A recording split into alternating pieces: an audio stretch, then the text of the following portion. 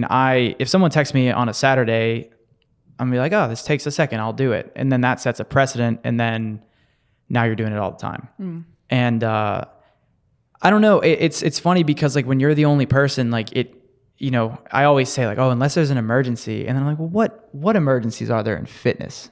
There's none. Like there's no reason. I don't think there shouldn't be a reason why someone is going to need me on a Saturday night about something related to their programming, True. I mean, support wise, like, I mean, I think there are some blurred lines where people maybe lean on me more about other things than they probably should or need to.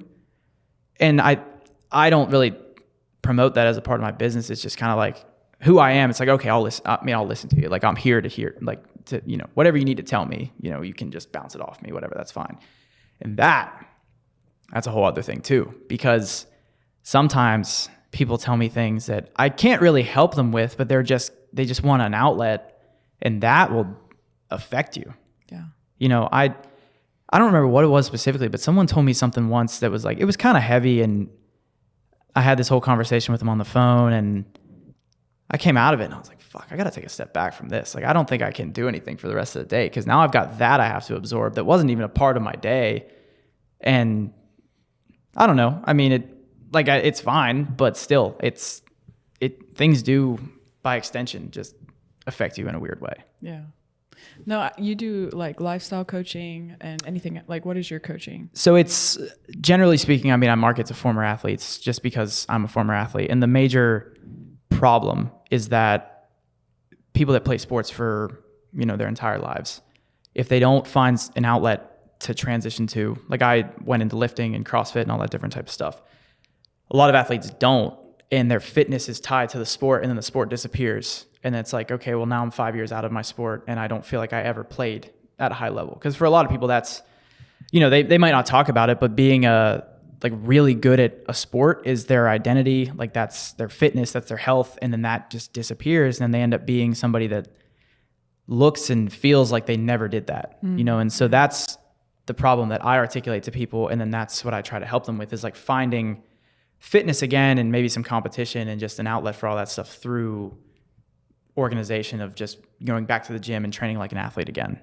Yeah, that's really big. That's like right now my coaching is specifically just towards PT test. I went and took the Marine Corps, the Navy, and the Army PT test, made sure I could max it all. I did max it all. All right, stud. Female standard. All right, relax. But that's why I only coach females too.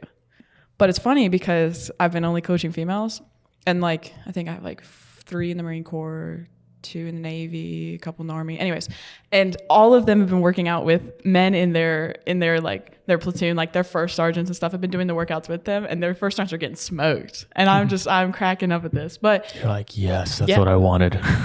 Well, I'm like, okay, so 5 people using my program for free. No, I'm just kidding. Anyways, but no. I think it's really cool because like I think if you specialize in what you've experienced yourself, then it makes a big difference. I would never go and teach or coach someone how to do bodybuilding when I've never done bodybuilding. Right. But this is something that I do believe is applicable to my life, and I want to share with other people. So I do think that's really cool though, because a lot of people get out of the military, and that's the next step. Like I learned from people like you with this. Like I'm constantly thinking, okay, what's my next step? What am I here for? Mm-hmm. Like what's my actual purpose of being here? And so like I don't feel like I've accomplished it yet, and I don't know if I ever will, but that, like getting out of the military, just like my friend who just like committed suicide, like she quit her military like full-time active duty job and stuff, and like it's shocking to you. So it's like athletes when they get out and you're helping them find their life after this, right? Instead of just losing everything because they lost their sport. Okay, what about military? Like where's the programming for helping military people when they get out and they lose their lifestyle, like everything? Who are they supposed to be? VA? Okay. We all know about the VA. But like, I don't know what it's supposed to be, but something's going to come.